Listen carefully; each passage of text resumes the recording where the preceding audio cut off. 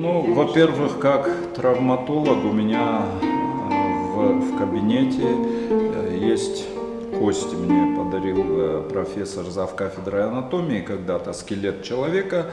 И это неотъемлемая часть врача, травматолога, студента даже, медика. Мы по этим костям учились. Вот.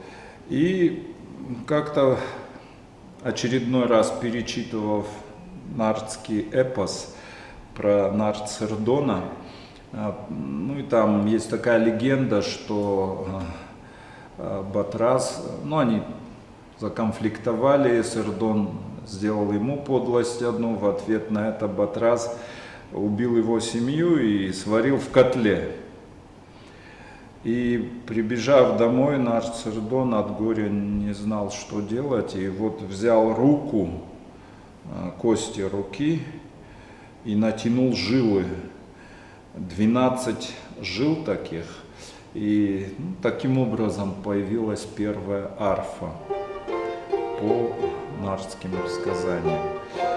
И мне стало интересно, как же это могло выглядеть, и вот, по-своему я вот так собрал, чисто она не звучит пока что, но мне захотелось узнать, как это будет выглядеть. Но при современных возможностях можно действительно настоящие струны натянуть, чтобы они могли настраиваться на определенные ноты, установить звукосниматель.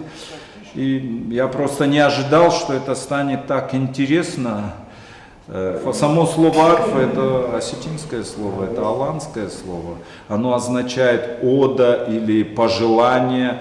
Ну, говорят, раньше аланы, когда делали какие-то пожелания, рифмованные в стихах, они наигрывали на арфе. Где-то это, по-моему, в Москве делается, готовят те тела, которые они как бы бесхозные.